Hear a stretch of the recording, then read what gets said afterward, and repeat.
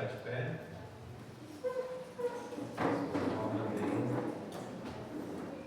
Vamos orar ao Senhor, agradecer por mais esse dia, mais esse culto. Vamos fechar os olhos e orar ao Senhor agora. Senhor Deus, Pai Todo-Poderoso, te agradecemos, meu Deus, por mais esse dia, mais esse culto, Pai, por estarmos mais uma vez na Tua presença, meu Deus. Obrigado, meu Pai, por tudo que tem feito por nossas vidas, Senhor, mesmo não sendo merecedores. Perdoa, Senhor, todos os nossos pecados, as nossas falhas, Pai.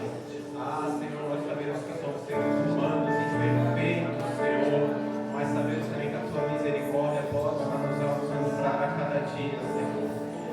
Senhor, nós pedimos nesse momento, Pai, clamamos pela presença do Espírito Santo de Deus nesse local, Senhor.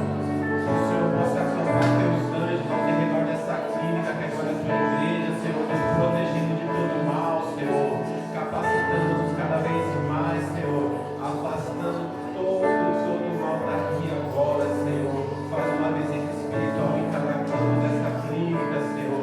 Cobre os umbrais dela, Senhor, da porta, com o sangue do Cordeiro, coloca nossas vestes, que o Senhor venha crescer e a gente diminuir a cada dia, Senhor. Senhor, guarda todas as pessoas que aqui estão, os seus familiares e todos que aqui estão por vir. É o que nós te pedimos e agradecemos no santo nome de Jesus. Amém. Pode se assentar, igreja. Vai, Senhor. Amém. Vou falar hoje do Salmo 73, alguns versículos. É um salmo bastante conhecido. No meu celular fala Salmo da família de Asaf, na Bíblia fala Salmo de Asaf. Amém? 73, versículo 2 diz: Quanto a mim, os meus pés quase tropeçaram, por pouco não escorreguei, pois tive inveja dos arrogantes quando vi a prosperidade desses ímpios. Eles não passam por sofrimentos e têm um corpo saudável e forte. Estão livres dos fardos de todos. Não são atingidos por doenças como os outros homens. Amém? Salmo bastante conhecido. Meu irmão muitas vezes já falou dele aqui. Que a nossa vida de crente, de cristão, é uma vida difícil, é uma vida cheia de sacrifícios, é uma vida cheia de provas. Que muitas vezes a gente olha para o lado e nossos amigos, pessoas conhecidas, que não são da igreja, estão em situações melhores que a nossa. E a gente se questiona por que isso acontece. Por que isso ocorre? Porque eu que sirvo a um Deus que tudo pode, dono do ouro e da prata, passo por todas essas questões, todas essas dificuldades. Por quê? E a gente não sabe. Asaf era uma pessoa que trabalhava no reino de Davi, e ele era um levita, e ele é cheio da presença de Deus. E aí a gente se pergunta, como uma pessoa cheia da presença de Deus, com tanta intimidade com Deus, pode estar falando que os meus pés quase que se escorregaram, em outras palavras, quase que ele se desviou, quase que ele saiu da presença de Deus. Muitas vezes a gente que é pequenino, a gente já quer sair, já quer escorregar, e como uma pessoa como Asaf fala isso. Mas, em algum momento ali na frente do Salmo, ele vai entender que passei a entender tudo isso, achei muito difícil para mim, até que entrei no santuário de Deus, então compreendi o destino dos ímpios.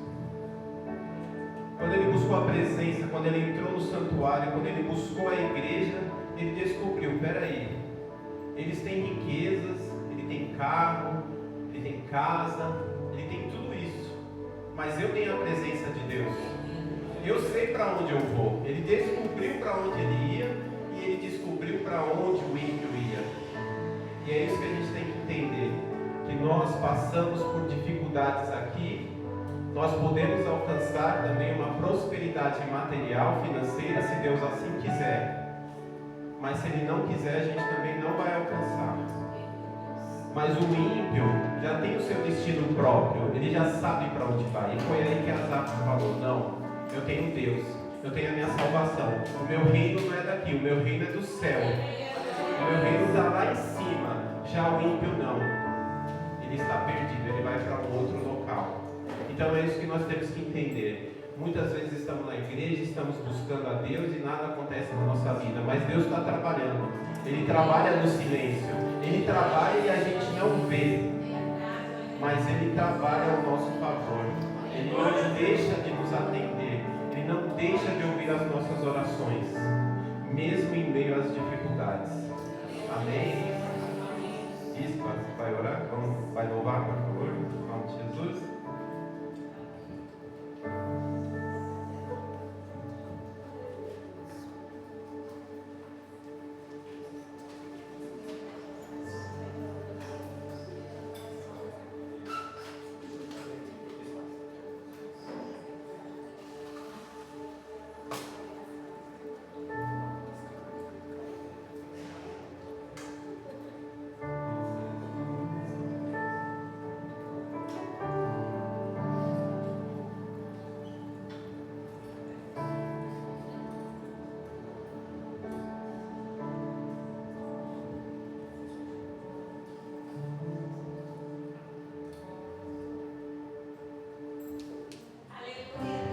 Aleluia. Quero cumprimentar a todos nessa noite com a paz do Senhor, amém? Estamos felizes de poder estar aqui mais uma vez para juntamente adorar e exaltar o nome do Senhor. Aleluia. Vamos adorar aquele que é merecedor de toda a honra e de toda a glória.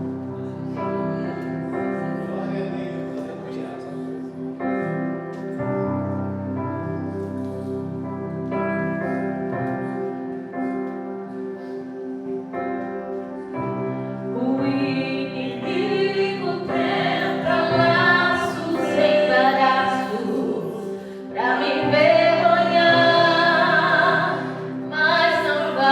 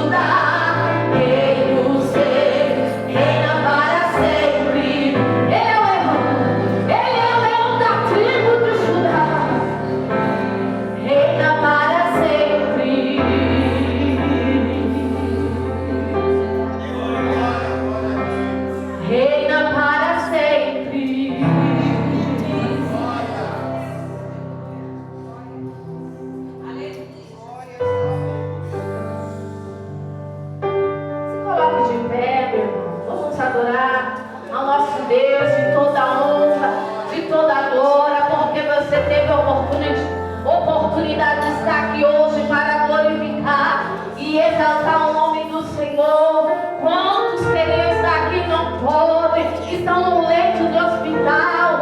Aleluia. Então você que tem o privilégio de estar aqui, glorificando e exaltando o nome do Senhor, abre a sua boca nessa noite e exalte e glorifica o nome do Senhor.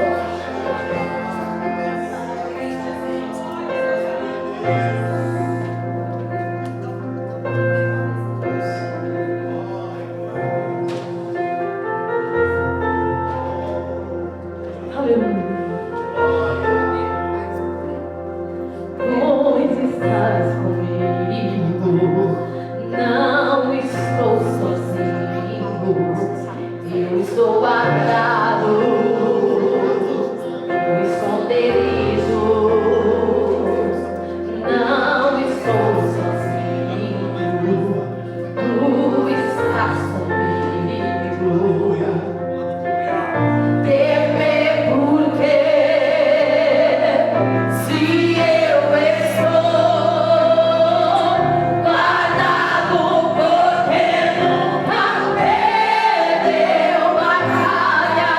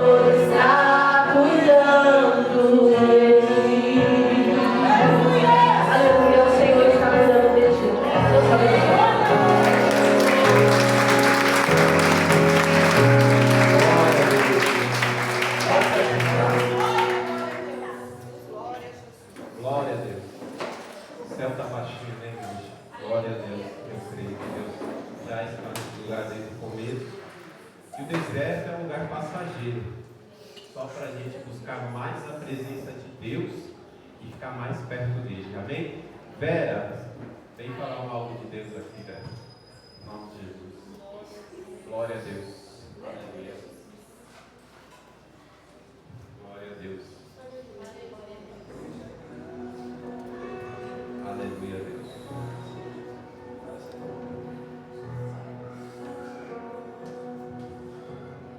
Glória a Deus, aleluia.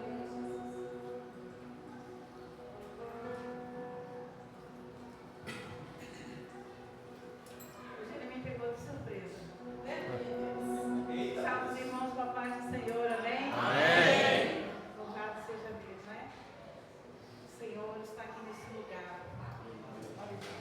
Cada semana que a gente vem é algo novo que Deus prepara para nós, né? E a gente se alimenta e a graça de Deus tem nos acompanhado. Como sempre o Eduardo falou no começo. É luta, irmãos, que a gente passa. Mas o Senhor, Ele nos dá graça. Eu quero deixar um versículo aqui que está em Amós. Amós, capítulo 9, versículo 11. Aleluia, Deus. É uma promessa que o Senhor nos faz. Ele diz assim, Amós capítulo 9, versículo 11. Naquele dia tornarei a levantar a tenda de Davi que caiu, e taparei as suas aberturas, e tornarei a levantar as suas ruínas, e edificarei como nos dias da antiguidade. Amém, meus irmãos? Tem momentos que a gente acha que está no chão e não vai se levantar, né? Mas quem tem promessa de Deus, confiando e permanecendo firme no Senhor, cumprirá as suas promessas na vida de cada um de nós. E desde a antiguidade, aqui, desde os tempos antigos, o Senhor tem nos feito promessas. Meus irmãos, Deus não é homem para que minta, como diz a palavra, nem filho do homem para que se arrependa. E se nós confiar na palavra do Senhor, ela vai nos seguir. E a palavra nos diz que os antigos, muitos partiram, sem ver a promessa se cumprir. Mas eles partiram confiando que Deus ia cumprir essa promessa na vida deles. Talvez você esteja aqui, muitas promessas você tem, eu tenho, parece que não vai acontecer. Mas não é no nosso tempo, é no tempo e na hora de Deus. Se a gente confiar e permanecer firme, Ele cumpre as suas promessas. Então eu quero que nessa noite, eu e você, como a gente cantou aqui, a irmã Erika louvou e a gente cantou, te adorar é o meu prazer. É isso que me sustenta de pé. Cada dia que eu amanheço, de manhã, irmãos, eu falo assim para mim, eu acordei, levantei, estou de pé, abri meus olhos, glória a Deus. Eu sei que Deus ainda tem algo a fazer na minha vida e através de mim. Eu falo, isso é o que me mantém de pé. As lutas vêm, as enfermidades, talvez as decepções, as desilusões, são muitas coisas, talvez até fracasso, né? Mas quando a gente lembra da promessa, a gente se levanta. Aí, como diz a palavra, Ele dá força que não tem nem vigor. E a gente é revigorado. Então, que nessa noite eu e você saia daqui revigorado, crendo na promessa, que Ele edifica. Aqueles que estão firmes nele, com certeza não vai cair. E a promessa de Deus na sua vida vai se cumprir em nome de Jesus. Amém? Eu agradeço a oportunidade em nome de Jesus. Amém. Glória a Deus. Glória a Deus. É verdade, todo dia Deus nos fortalece, né? É igual Davi não, Elias. Elias queria parar e foi lá o anjo do Senhor e deu o alimento. Vai, que você tem que dar um tempão ainda. E a gente tem que ser fortalecido a cada dia com o maná que vem do céu do nosso Senhor. Jaqueline, traz uma mão do Senhor aqui pra gente hoje. Amém? Fazia tempo que você não vinha, né? Estava na Paraíba. Aleluia. Está onde? Na Paraíba? Eita glória. Salve a igreja com a paz do Senhor, amém? Que alegria estarmos aqui reunidos. Que lindo ver as promessas do Senhor se cumprindo. E com o coração muito quente, que quase toda terça-feira eu estava, faça live. com um coração ardente para estar aqui. Estava lá em João Pessoa, na Paraíba, mas estava aqui intercedendo por todos nós presentes. E eu quero te convidar a olhar do lado e dizer para quem está do seu lado: os planos de Deus são maiores que os seus.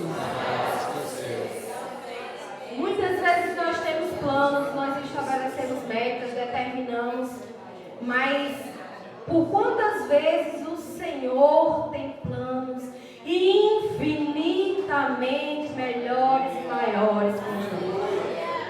Eu quero convidar você para abrir a palavra do Senhor em Jeremias.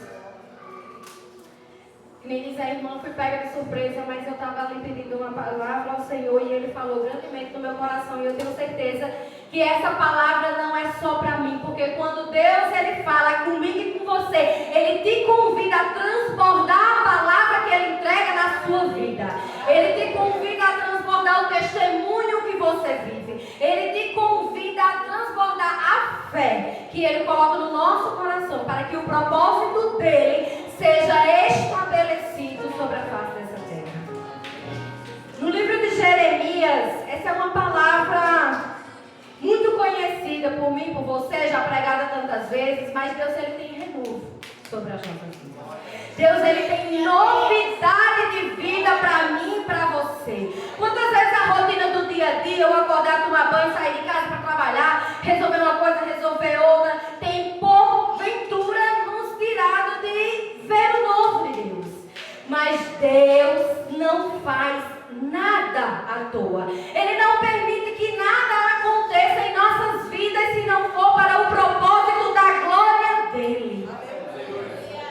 Às vezes, por muitas vezes, é necessário que a gente entenda o que foi falado para Jeremias e o que Deus está falando para mim e para a sua vida nessa noite. Jeremias 1, a partir do verso 5, que diz assim: antes que eu te formasse no ventre materno, eu te conheci.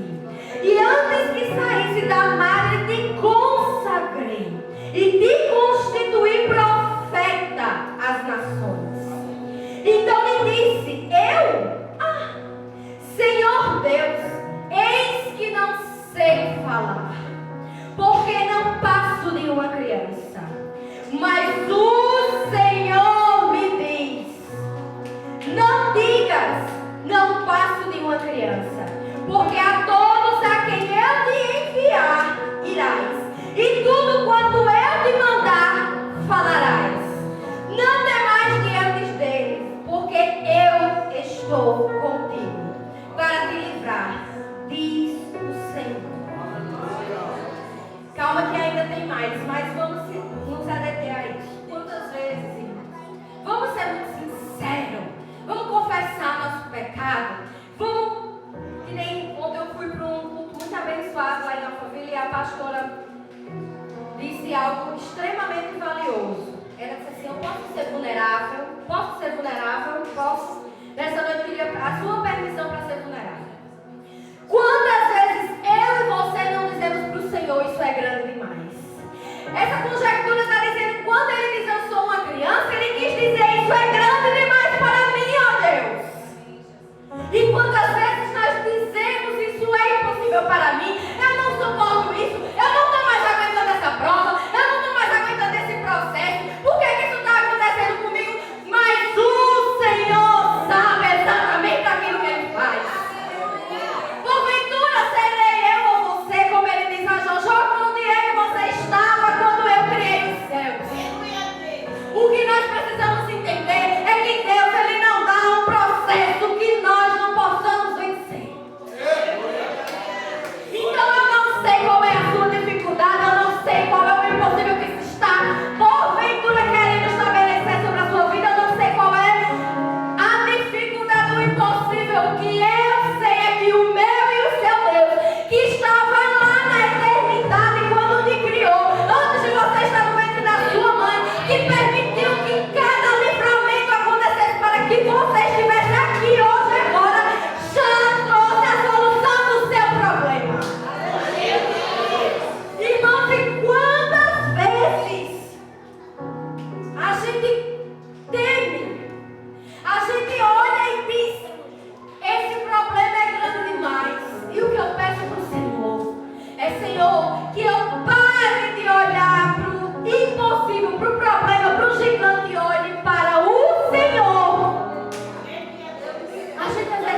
fofoca, irmão. É o governo, é alguém que se levanta, é contra o vermelho, é qualquer coisa que acontece. A gente olha para o problema em vez de olhar para Deus. Quantas vezes eu e você, a gente chega para Deus e apresenta o problema, mas não chega para o problema e fala o tamanho do seu Deus.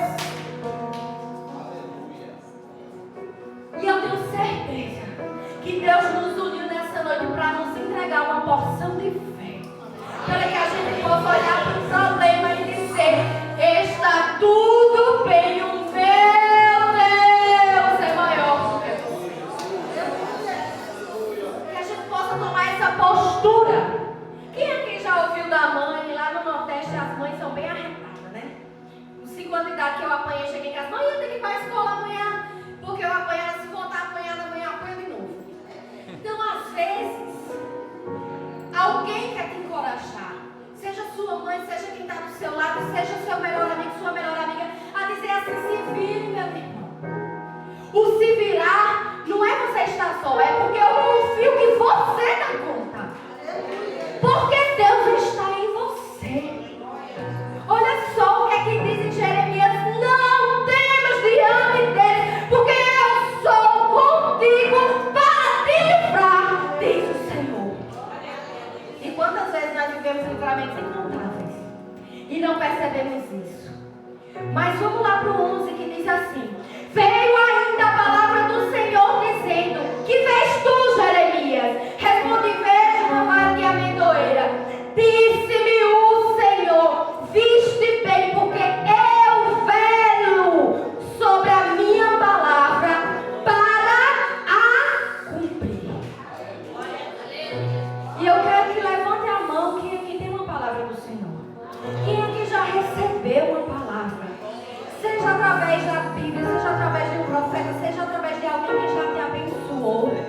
Eu quero te convidar a crer naquele que prometeu. Porque ele não é homem para mentir, nem filho de homem para se arrepender. Ele vela para cumprir a sua palavra. Ele não dorme nem tosqueneja. Ele está 24 horas por dia trabalhando em meu e em seu favor. E por quantas vezes ele nos convida a dar um passo de fé? Quantas vezes ele nos convida a sair de uma zona que, por mais que não seja confortável, mas é uma zona que te permite conhecimento, é uma zona que te traz para onde você tem um mínimo de conhecimento, e o que ele tem para nós é maior, é muito maior. Irmãos, tem algo que porventura eu prego algumas vezes, que eu fico pensando 2 vezes antes de pregar, porque eu sei que eu vou viver depois. Mas eu quero entregar para as nossas vidas nessa noite. Diga comigo: o impossível é apenas matéria-prima do milagre. Eu não sei se você entendeu, mas já para entregar o microfone, eu quero te explicar uma coisa. Para ser construído essa parede, tem que ter cimento, tem que ter gesso, tem que ter pintura, tem que ter lâmpada, tem que ter sistema. Isso é a matéria-prima da construção do estabelecimento. Amém? A minha e a tua vida, que é entregue ao Senhor, é constituída por impossível, para que o mundo olhe e veja: foi Deus que fez. Só que a gente não raciocinou isso na hora que estava entregando a vida para Ele. É uma surpresa maravilhosa do caminho com o Senhor. Porque se fosse possível para mim e para você, que glória teria. O mundo ia olhar e ia dizer: tá tudo certo, tá tudo bem, foi ela que fez, foi ele que fez. Mas aquilo que o Senhor tem para mim e para você é tão grande, tão maravilhoso, tão surpreendente, tão poderoso, que até o ímpio vai ter que olhar e dizer: foi o Senhor quem fez. Eu sei que ela não era capaz.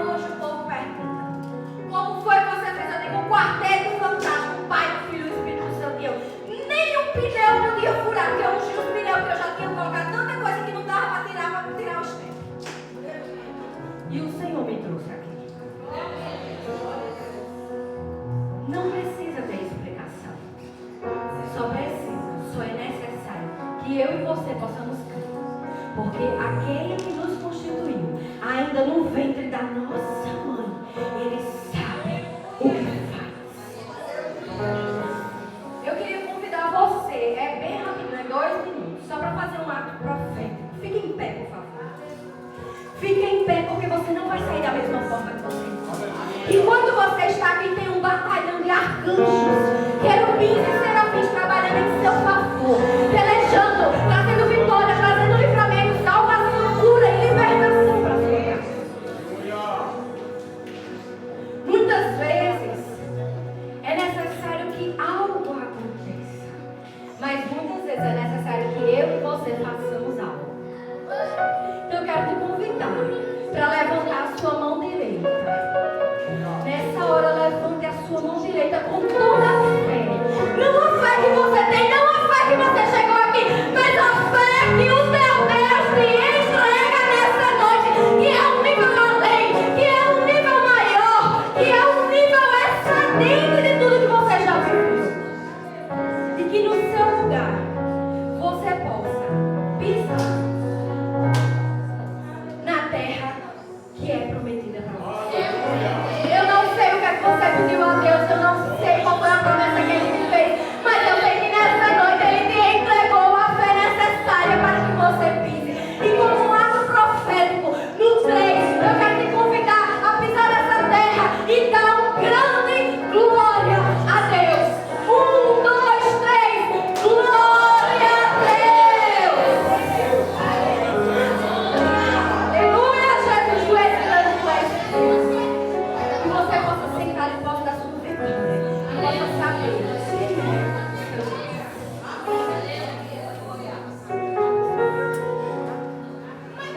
Roger, vem orar aqui, meu pastor. Em nome de Jesus. Vamos ficar de pé, igreja, estenda sua mão para cá. Roger vai orar aqui, meu pastor. Pai do Senhor, igreja. Senhor, meu Deus e meu Pai, Deus e Pai, estamos aqui, Senhor, nós te louvamos, Senhor, nós te engrandecemos. Agora chegou a melhor hora, que é a tua palavra. Fale conosco, Senhor, usa teu servo, Pai, para falar o que não queremos ouvir, mas o que o Senhor quer falar com a tua igreja, Senhor. É o que nós te pedimos, em nome de Jesus.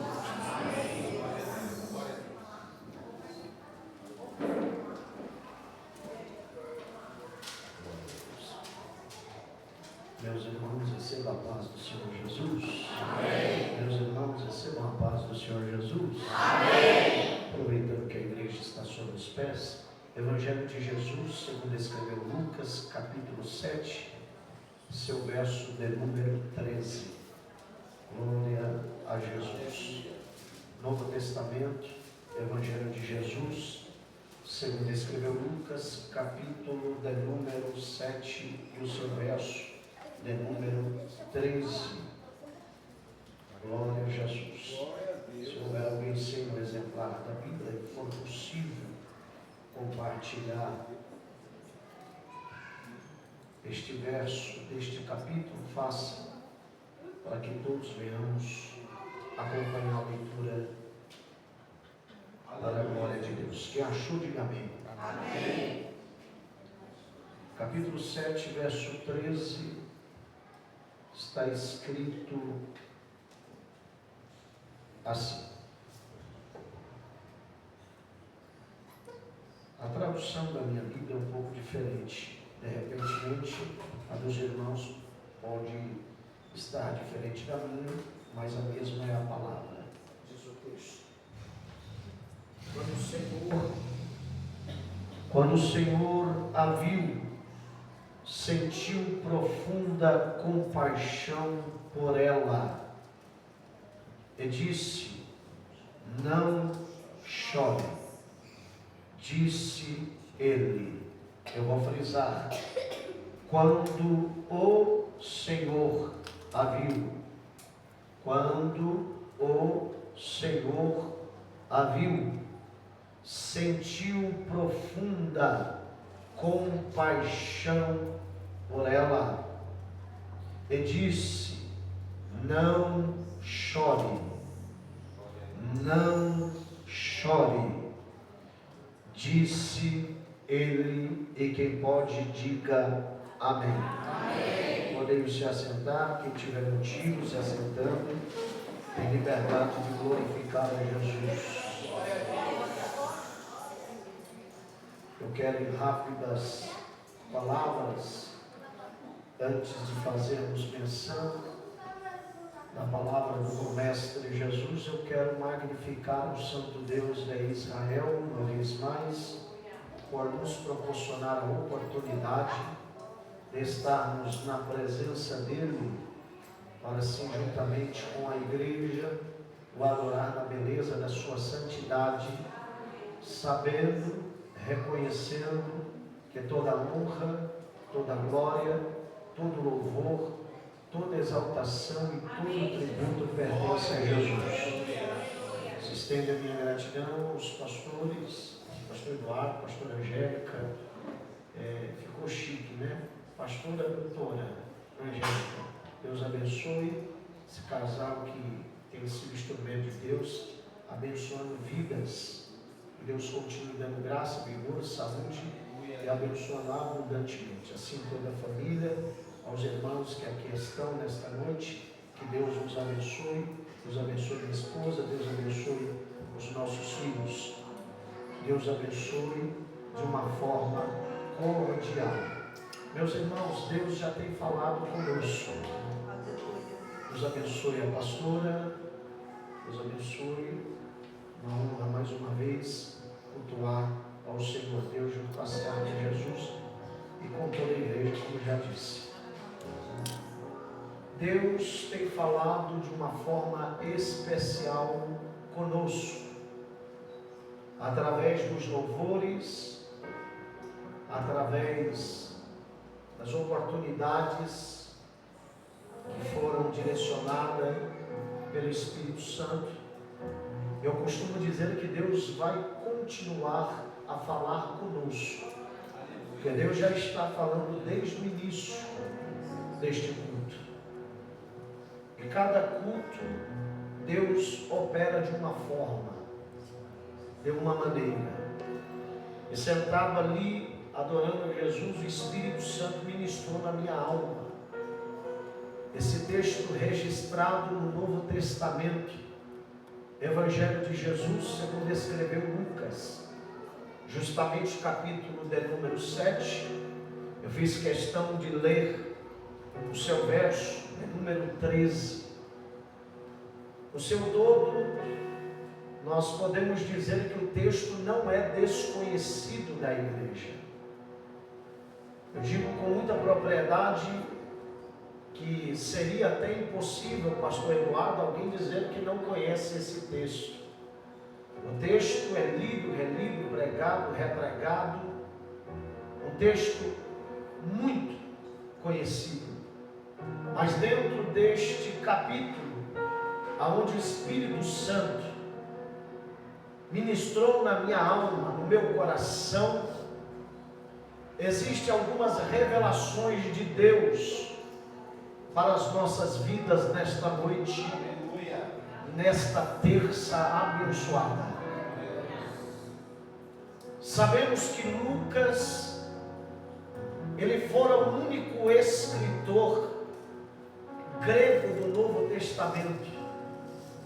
Lucas, sendo ele o único escritor grego do Novo Testamento, logo ele é um gentil, ou um gentílico.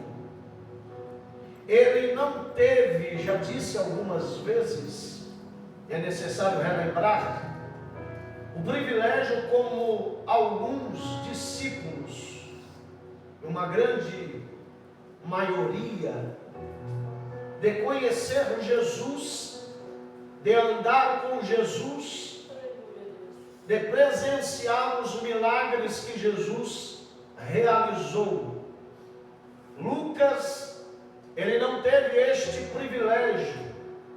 Há quem diga que, como ele relatou tais acontecimentos, se ele não andou com Jesus, se ele não estava com Jesus, ele se converteu através da ministração do apóstolo Paulo, considerado o apóstolo dos gentílicos, os gentios, que eram aqueles que não eram judeu e nem judia, Mas quem convenceu este servo de Cristo não foi a voz do apóstolo Paulo, não foi o conhecimento que ele tinha da Torá, da lei mosaica, do Pentateuco, dos 10 mandamentos,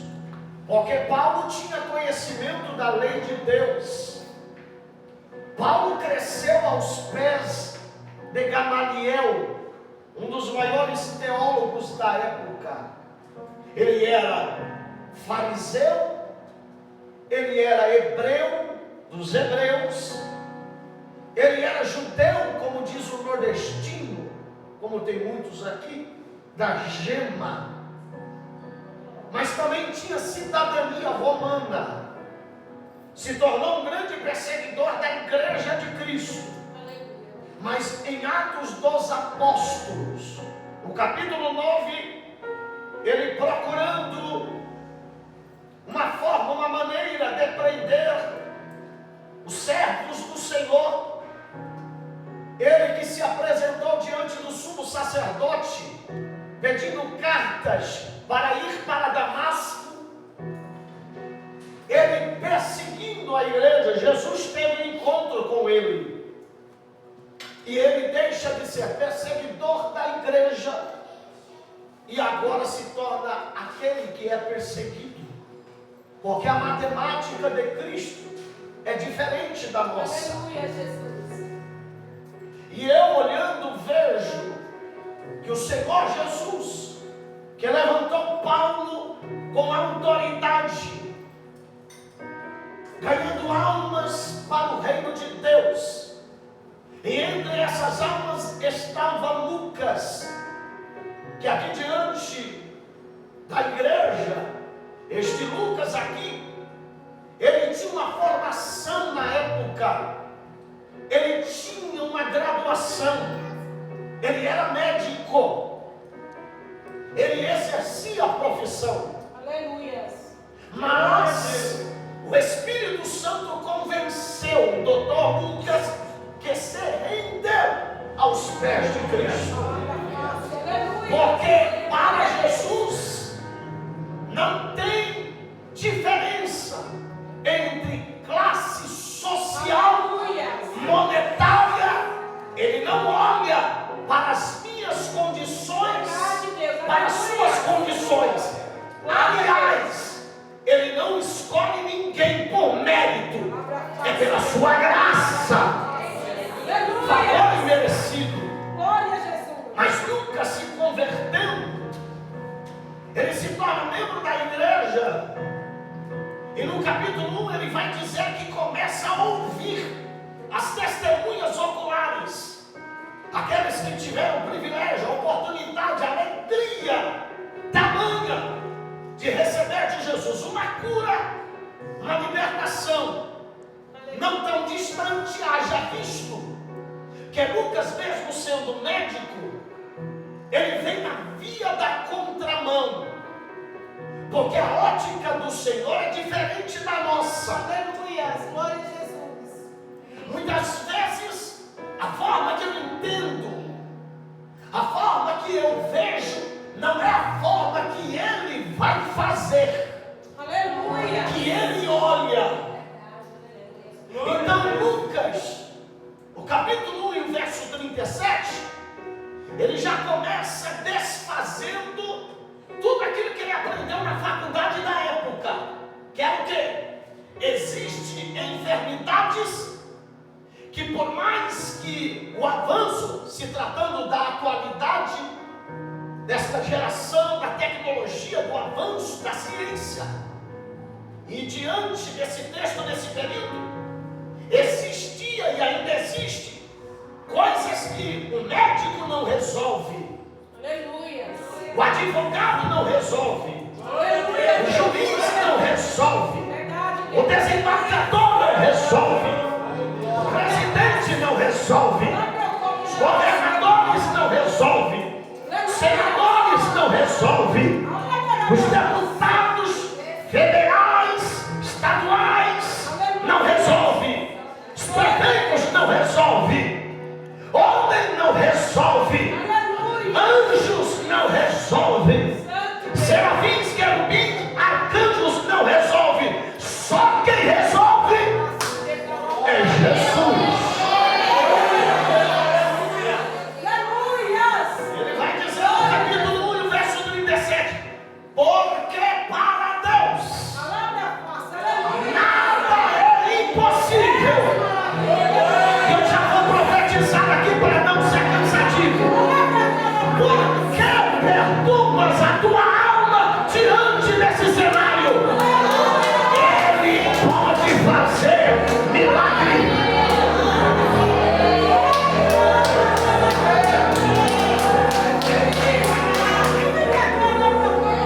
Pega essa visão aqui.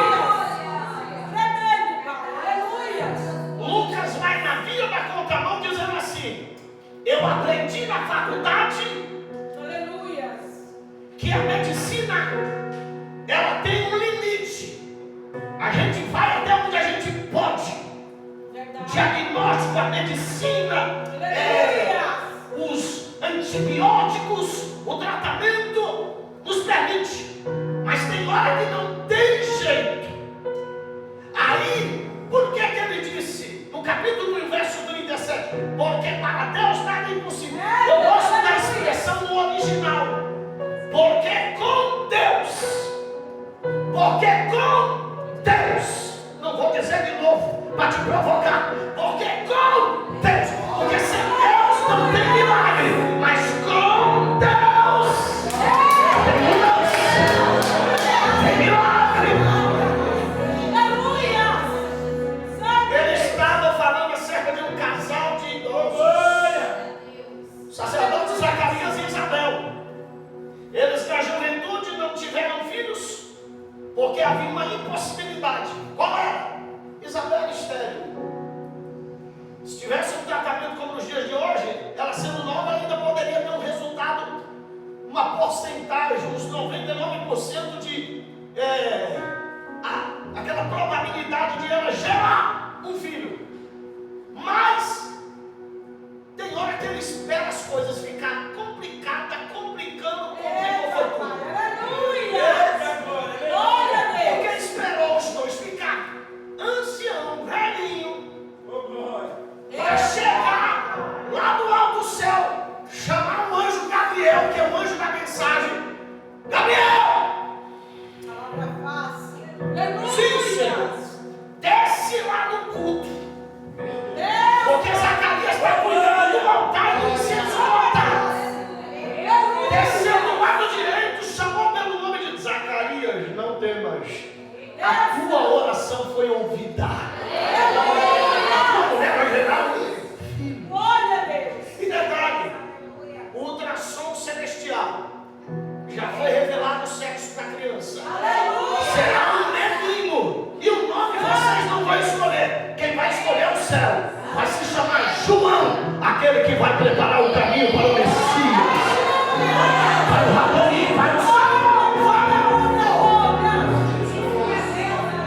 E o mistério é tão grande, irmão, que quem é adorador desde o ventre. Quem é escolhido desde o ventre. Você pode dar umas voltas para lá, quebrar a cabeça, tá entendendo? Vir meio arrebentado, meio torto, meio torta, mas vai chegar onde Deus falou que você vai. Não adianta fugir. Está comprando passagem para voltar onde Deus quer que você esteja. Com todo respeito, dá um sorriso aí para esse irmão aí. Não olha com cara de delegado da Polícia Federal. Deu na luta, dá um sorriso e diga para ele assim: não adianta fugir. Diga assim: você vai chegar aonde Deus quer que você chegue.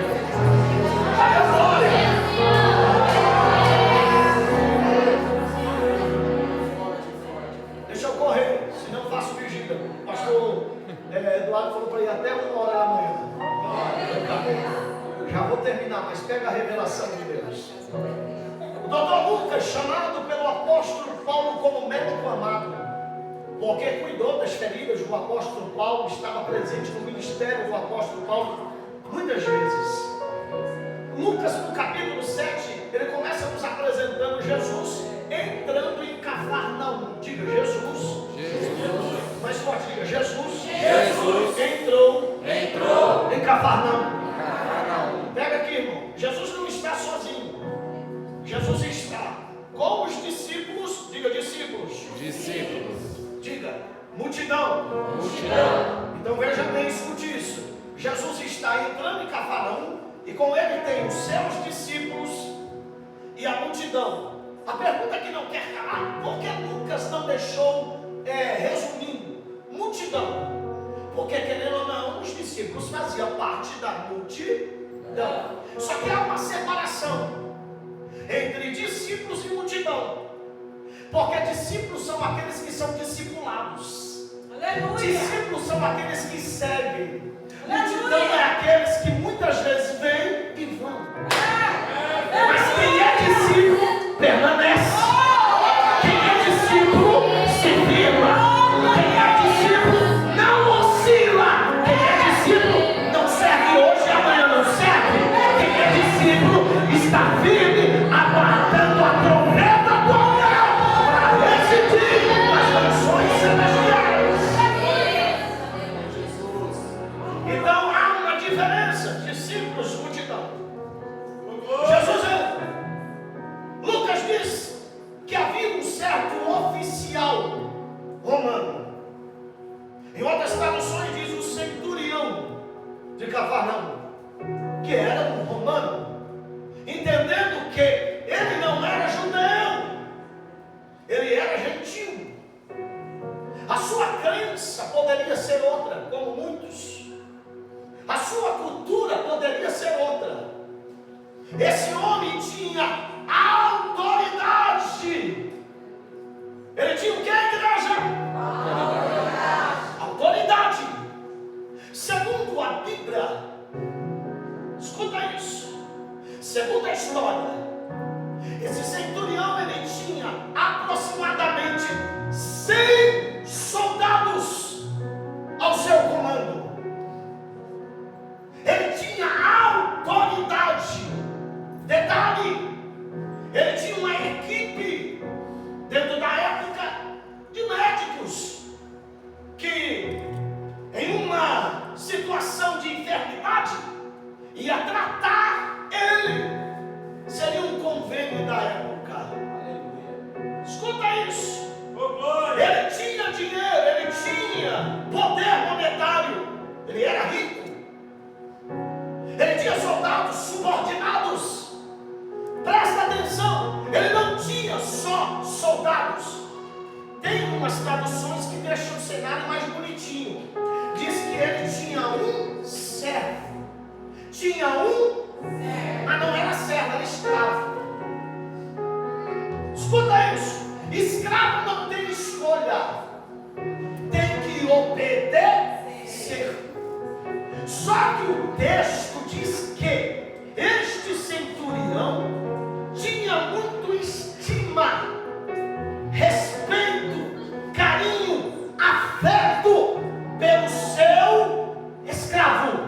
Aleluia. Imagina só, um homem nessa posição.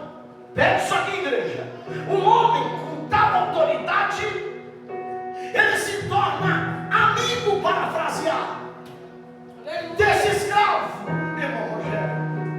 Ele se torna íntimo desse escravo.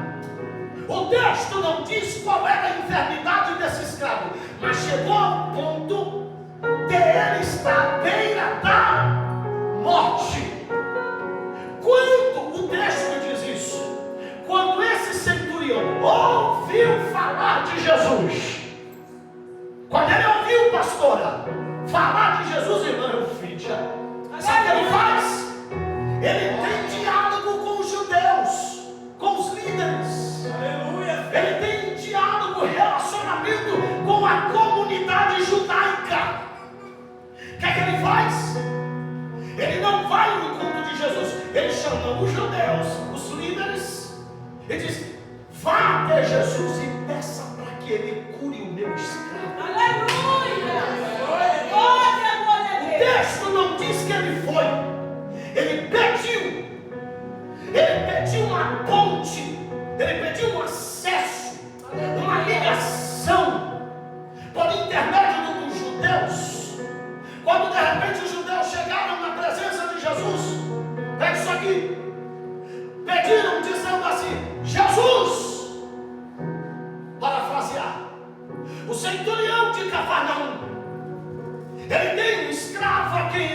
ama, está à beira da morte.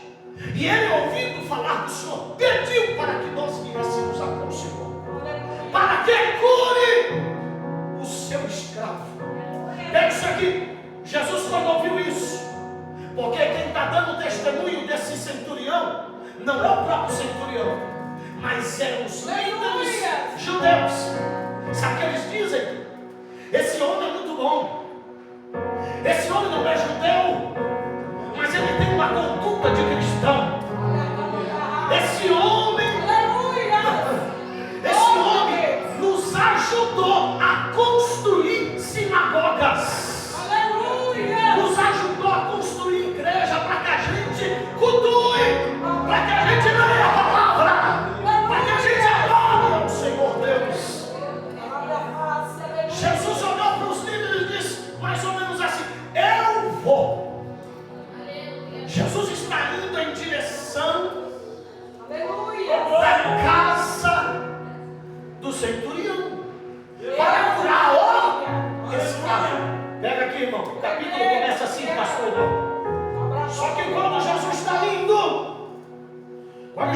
indo, multidão, discípulos, o centurião toma conhecimento imediatamente.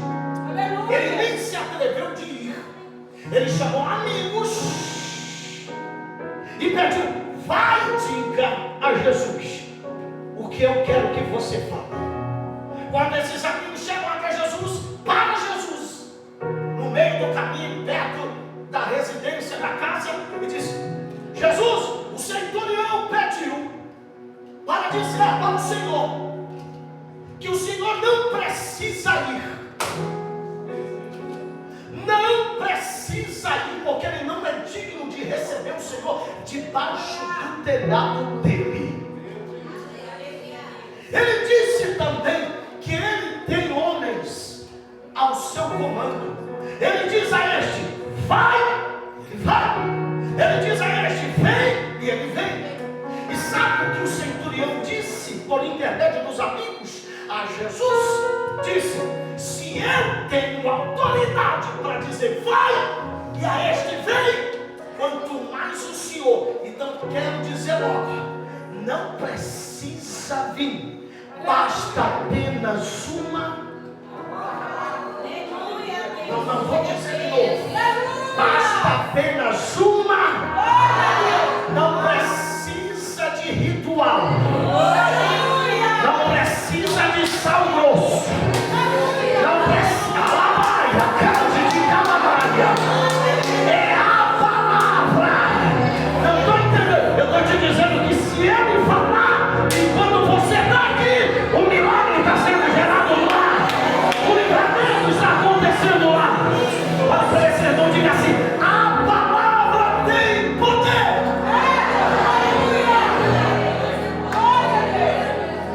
Tem poder.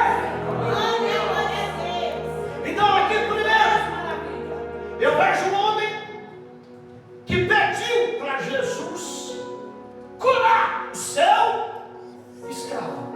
Vamos para o texto para eu correr. Só que mais abaixo, a partir do verso 11, Jesus está indo em direção à cidade de Naim. Essa cidade de Naim fazia parte da localidade da Galileia, segundo a geografia. Olha isso aqui. Naim era uma pequena cidade. Uma pequena cidade. Naim não ficava embaixo, Naim ficava em cima. Numa região montanhosa, no monte. Escuta isso aqui. Naim não tinha muitos habitantes, mas a Bíblia fala que Jesus está indo. Na verdade, dá a entender que ele nem entrou, ou que nem entraria na cidade. Ele está indo, passando por ela. De lá da cidade para fora, pastor Eduardo, quem é que vem chegando? Uma viúva. Se era viúva, é porque já tinha enterrado o marido. E tem um problema muito sério na Bíblia, Testamento, as viúvas eram desprezadas. Não tinha vez. Ei! Por quê? Porque dentro da cultura, a viúva tinha a dependência da sua provisão dentro da sua casa, na sua mesa, na sua despensa, através do seu esposo. Quem era o provedor? Era quem, igreja? O esposo. Haja visto que o esposo morreu, ela está viúva. Ela já tinha enterrado, doutora Angélica, já tinha enterrado o marido. Como se não bastasse, agora morreu o filho. Detalhe, a Bíblia diz que era o único filho. Irmão, você pode ter 10 filhos, nenhum substitui nenhum. Mas imagina um só. E esse um morrer. Essa mulher perdeu o marido e agora perdeu o filho. Por quê? Na ausência do marido, quem era o cuidador da casa? O filho. Essa mulher agora está sozinha, angustiada, de luto. Detalhe, o texto diz que enquanto vários discípulos, uma multidão com Jesus, de lá da cidade para sair para fora, para entrar no cemitério, porque o cemitério não ficava dentro, ficava fora. Já visto que quem está dentro já está sabendo do problema dela. E posteriormente quem está fora também tomaria conhecimento. Ela está vindo e detalhe, havia umas cidadãs que era chamada de pranteadoras. Você sabia que tinha umas que era paga para chorar? Porque tem gente, aqui não tem não, só que eu fui pregar que eu esqueci o nome. Mas tem gente que até para fingir para chorar sabe mesmo. Até beijinho dá um beijinho melhor que o de Judas. Olha o que o irmão diz, aqui não tem. Diga glória.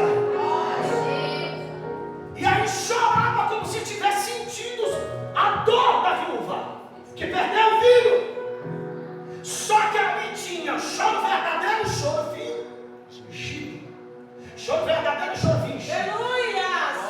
Tinha gente que estava sentindo a dor, tinha gente que estava ali só para ver. Porque tem gente que não vem para ajudar, vem para ver. Tem gente que não vem para somar, vem para dividir.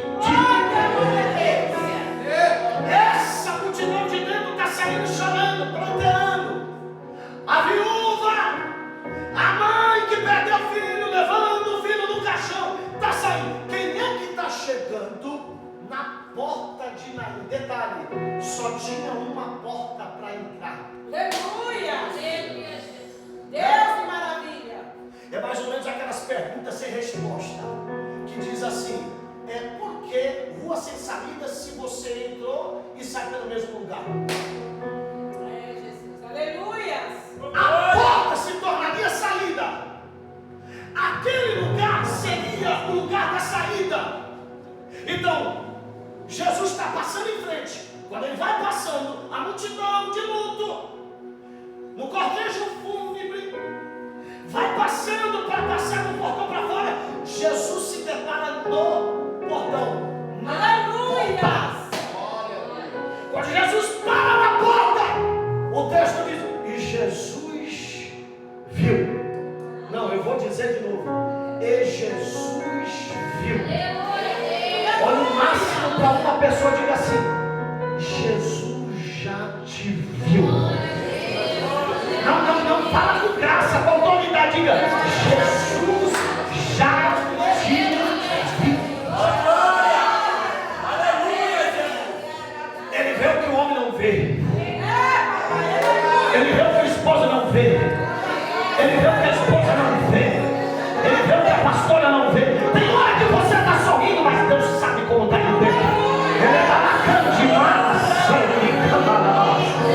Tem hora que você está dando glória, mas Deus sabe como está a guerra lá dentro. E eu vim aqui nesta noite na força do leão da tribo de Judá para te dizer, Jesus viu.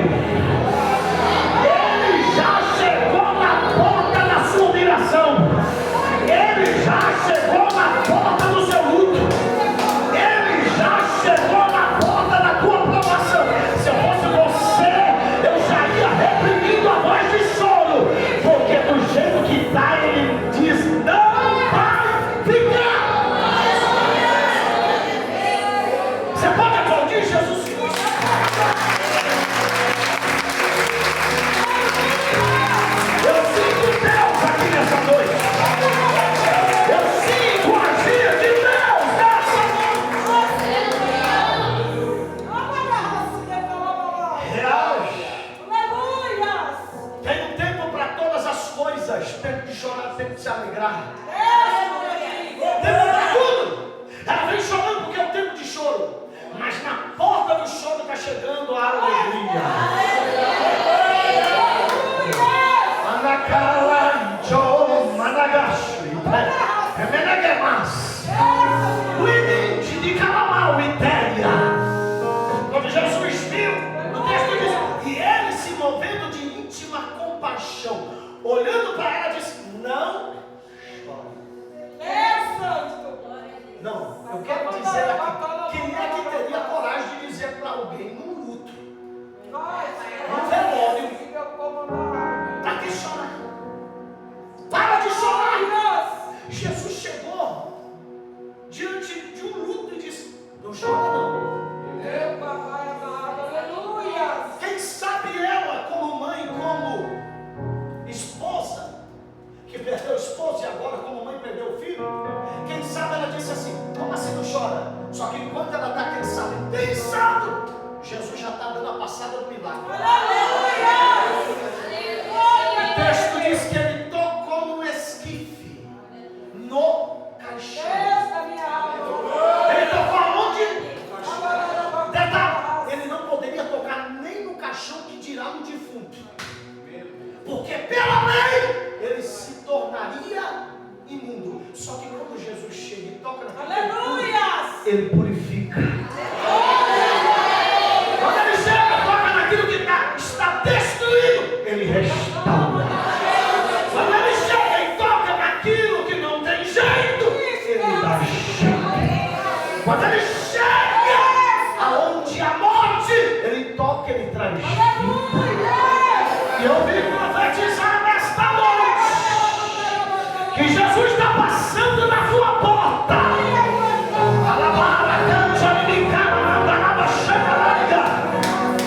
Não é fácil. Não é fácil. Eu vou falar da porta. Levanta a mão direita para o céu. Olha o que o apóstolo Paulo disse na primeira carta aos Coríntios 16. Olha o que ele disse no verso 9, pastor Eduardo. Há uma grande porta inteiramente aberta. Não, eu vou falar de novo. Há uma grande porta inteiramente aberta.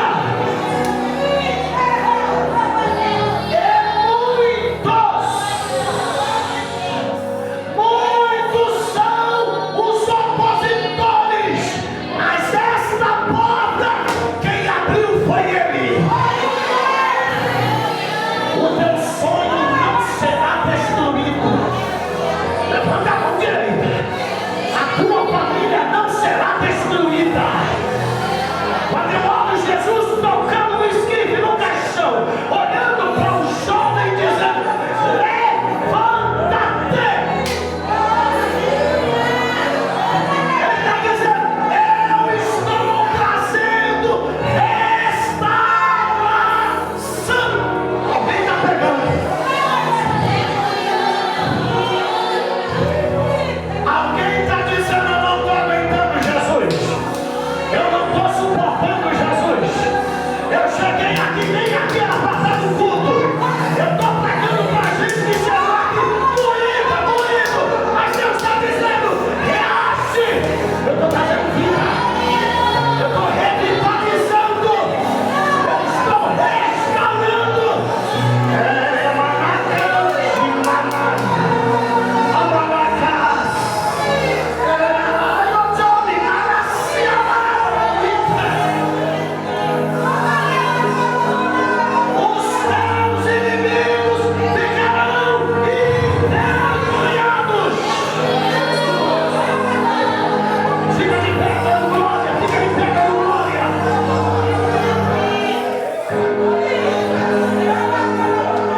Eu preciso fazer isso. Posso, pastor?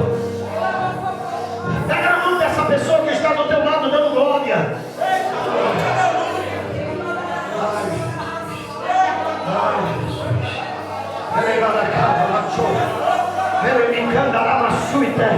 Aonde tiveram batizado no Espírito Santo, Tem liberdade de falar o idioma do céu. Tem vitória.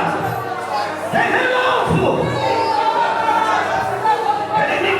Tem salvação chegando. Enquanto você está aqui, Deus está visitando outras pessoas lá do outro lado. Olha o que João capítulo 10 diz. Pastores, olha o capítulo 10 e o verso 2 do Evangelho segundo escreveu João. Mas quem entra pela porta é o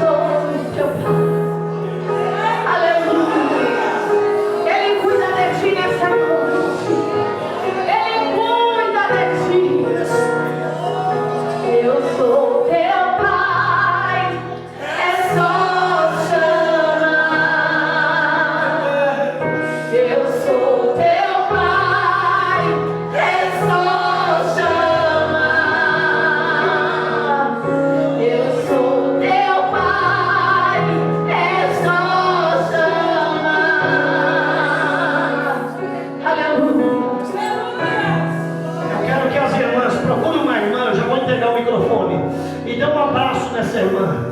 Os irmãos, procura um irmão e dê um abraço. Eu quero que você seja profeta, profetiza um milagre na vida dela, dele. Se for teu esposo ou esposa, fica à vontade. Isso, eu quero que você ore um minutinho. Seja a boca de Deus, profetiza. Seja palavra, acamassita, reivindica, lamanaia. Esse abraço não é dela. Esse abraço não é dele. É o Senhor dizendo: